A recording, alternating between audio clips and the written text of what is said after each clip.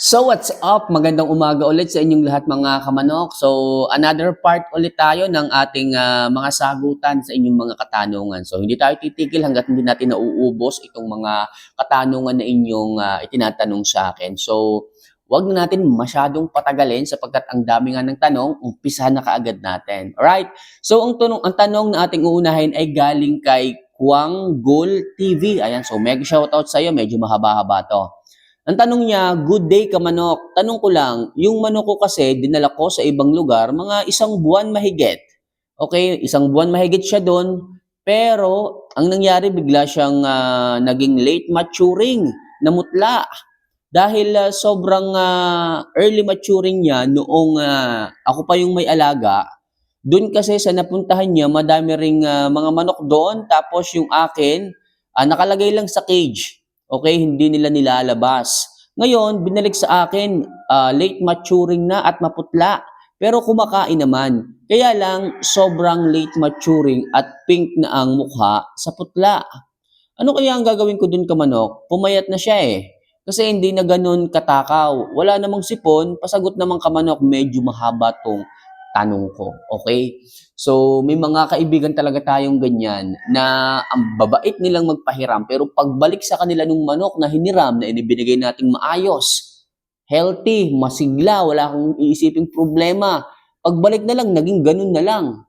Okay, namutlan, namayat, hindi na ganun ka ganang kumain. Anong dapat gawin? So mga kamano, kung halimbawa hiniram ni kumpare ng maayos, then ibinread niya, medyo talagang naibreed niya ng husto. Ganun talaga eh. Pag bumababa yung libido content ng isang tandang, okay? Pag siya ay nagamit natin sa breeding, nababa po talaga yun eh. Kasi kahit sa tao, mga kamano, kayo ba naman ang gamitin sa breeding ng gamitin? Mamamayat kayo. Yung appetite mawawala. Kasi ano eh, kinukulang po kayo ng supply ng energy araw-araw. Lalo na kung halimbawa, 6 na inahin, nakalagay sa isang tandang, talagang mamamayat yung tandang. Kung hindi mo talaga tututukan ng pagbibigay ng pagkain, kasi kapag ganun mga kamanok, kailangan yung tandang, inaalis mo sa breeding pen, binibigyan mo siya ng bukod na pagkain, talagang full pack sa nutrisyon, bukod pang suplemento, dapat po ganun. Pero kung halimbawa, hiniram ni kumpare at bigay lang siya ng bigay, tapos yung tandang mo mapagbigay sa mga inahin, halos kalahating kutsara lang ang kanyang nakakain sa araw-araw, talagang mamamay at mamumutla yan. Kaya maraming mga kamanok ang namumroblema pagdating sa kanilang mga materyales, pag alis nila sa breeding, namumutla. Bakit? Payat eh, namayat yung manok, tapos lagi nang nagbi-breed, talagang mamamayat. Ganun talaga magiging tendency, namumutla. Okay? Dapat pagka ganyan, bumalik sa iyo, putla, late maturing, payat, priming ka agad. Mga kamanok, priming ka agad. Alisin mo muna doon sa circle ng maraming manok hanggat nakakarinig siya ng mga tilaok, magiging late maturing siya. Pero yung manok na yun, hindi ko naman sinabing hindi makaka-recover. What I mean is medyo magtatagal. Kailangan yung dumaan sa mahaba-habang proseso para muli nating mainumbalik, muli nating maibalik yung ganda ng pangangatawan, yung kanyang pagiging matured. So, priming ulit tayo. Balik tayo sa priming. Sabi mo, wala naman sakit. Priming na tayo. Purga, paligo, bigyan ng injectable supplements. Okay? Ngayon, pagka yan ay napurga mo, na-fasting mo, tataas ang appetite, maghalo ka ng fermented Jackie oats. So, yan yung patuka na talagang kompleto rekado sa vitamina.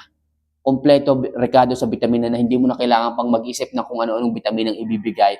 All in. Talaga, pag inihalo mo yan, i-ferment mo yan, inihalo mo sa pagkain, kinain ng manok, sigurado ako mabilis ang recovery ng manok dahil natural food, mabilis ang feedback sa katawan, makikita mo talaga yung pula ng mukha, makikita mo.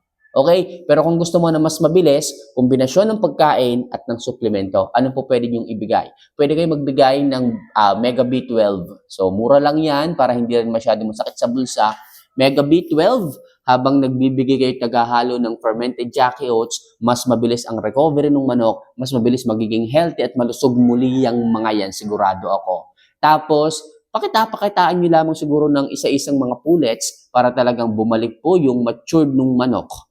Okay? Then yung appetite niya, unti-unti lang po muna. Siguro ngayon, kalahating kutsara.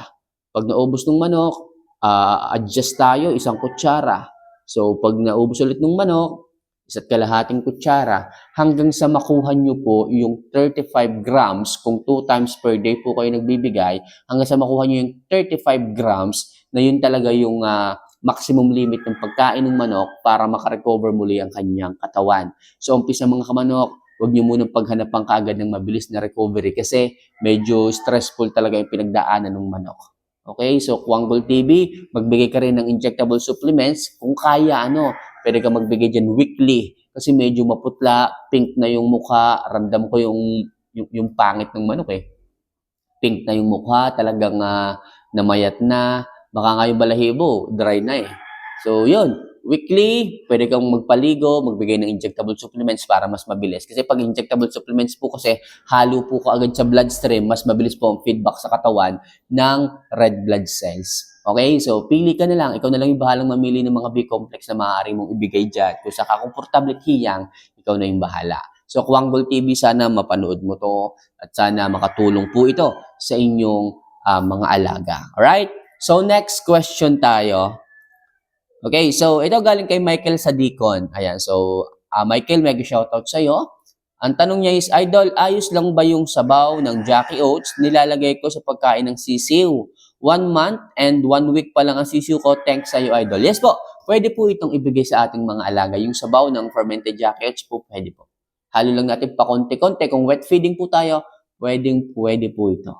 Okay, para sa ganon, makatulong po kasi siksik po ito sa vitamina eh. Siksik po ito sa vitamina, natural amino acid na talaga makakatulong sa ating mga alaga para mas maging matibay po sila sa sakit, lalo-lalo sa ating mga sisiw na ganyan, para po mabilis po silang lumaki. Kasi pag nagkakasakit po, yung ating mga sisiw, diyan po naaantala yung paglaki. Pag nasa stage pa naman ng mga 1 month, 2 months, minsan nga 3 months talaga, naaantala pa sa paglaki na babansot.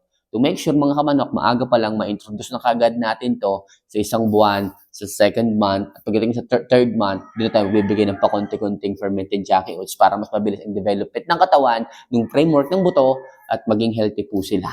Okay, sa madaling sabi, pwede nyo pong ibigay yan sa inyong mga alagang mga sisiw. Ayan, so next question tayo. Itong galing kay Chris Coraje, tanong niya kung pwede bang gamitin sa breeding ang 7 months, pwede po.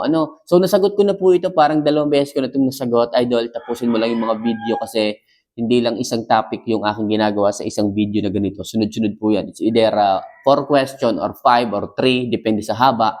Patapusin mo sana mga kamanok. Tapusin niyo po sana yung video kasi iba't ibang topic po ang nasa loob nito. Baka po one of this video, nandun na po sa loob ng video yung inyong kasagutan. So anyway, sagutin ulit natin for the 3rd time. Chris Coraje, yung 7 months, pwede ba nating gamitin sa breeding? Para sa akin? Wag po muna. Masyado pang bata ang 7 months. Okay, kasi pag po binreed nyo yung 7 months na ganyan, nag-aanak po sila ng medyo weak, mahihinang mga sisiw. At ayaw po natin ng ganon. Okay, hindi pa masyadong malalaki yung itlog ng ganyan. Hindi pa masyadong fully developed. Hanggat maaari sana, gawin natin 1 year. Yung inahin, 1 year din po para sigurado tayo na yung itlog nila malalaki na, yung sisiw nila ganun ding malalaki. Ako kasi dito mga kamanok, pag ako ay nagsasalang sa incubator, tinitimbang ko talaga ang bawat itlog. Hindi po pwedeng pagka-itlog, salang lahat. Hindi po. Kinukuha ko yung maximum weight at yung maximum measurement yung itlog. Ako mga kamanok dito, 45 grams to 50 grams. Kung aakyat pa, kung kaya ang 55 grams ng itlog, yun po mas maganda. Mas malaki, mas maganda. Okay, pag bumaba ng 45 grams ang isang itlog, hindi ko na po isinasalang sa incubator. Ganun po ako. Kaya hanggat maaari, kung ang inyong mga materyales masyado pang bata, hindi pa pasok yan sa standard ng 45 to 50 grams. Lagi yung hulog. 35, 40 grams lang. Para sa akin, maliliit po yung sisiw nung ganun. O para sa akin, mas weak o mahihina po yung mga sisiw nung ganun. Kaya hanggat maaari, palipasin natin yung ilang chapter ng pangingitlog ng isang inahin o yung maturity ng tandang para sigurado tayo na ang ibibreed natin maayos, masisigla, at quality na mga sisiw. Okay, so Chris Coraje, sana makatulong po ito.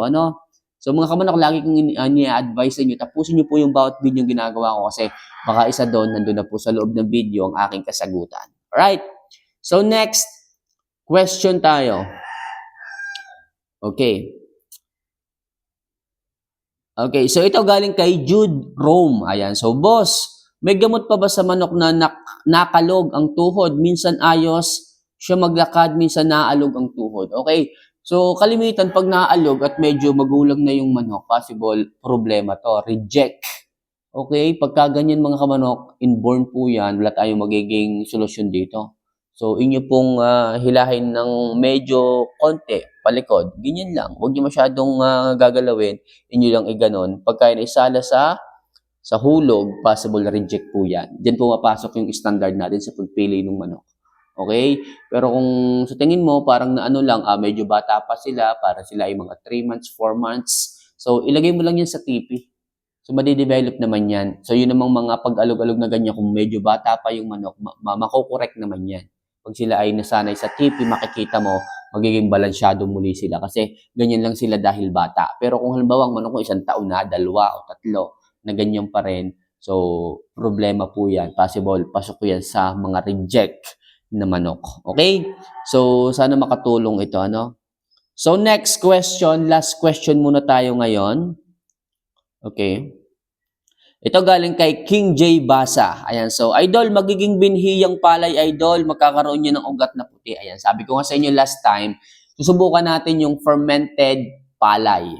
Okay, ito yung bigas natin na kinakain ngayon. So, yung palay na may balat pa, na may rice hull pa. So, yan ang ating isusubukang i-ferment at ibibigay sa ating mga alaga. Subukan natin kung magiging maayos ba to. Pero sabi nga nung karamihan sa nagko-comment, nababasa ko, sisibol daw po ito. Magkakaroon daw to ng paa na kulay puti, tapos tutubo daw na kulay green, magkakadahon. So, well, let's see kung ganun nga ba ang mangyayari sa kanila. Okay, so abangan natin lahat ng yan at kahit ako, excited na akong mangyari at gawin yan para sa inyo at para masubukan din natin kung ano yung magiging resulta sa ating mga alaga. So pipili tayo ng ilang mga manok na bibigyan ng ating fermented palay at fermented Jackie Oats kung alin yung mas magiging maganda pagdating sa kanilang katawan. So yun lang muna sa ngayon mga kamanok, sana kahit pa paano makatulong at sana huwag kayong titigil na magtanong para sa ganon, mabigyan natin ng kasagutan ng inyong mga katanungan pagdating sa pagmamanok. Nandito lang ako kung may gusto kayong liwanagin, linawin, itanong, malaman, at handa akong sumagot ng buong puso at buong kaalaman. So once again, this is Linyada ng Mamay. See you for our next vlog. Mahal ko po kayo. Paalam.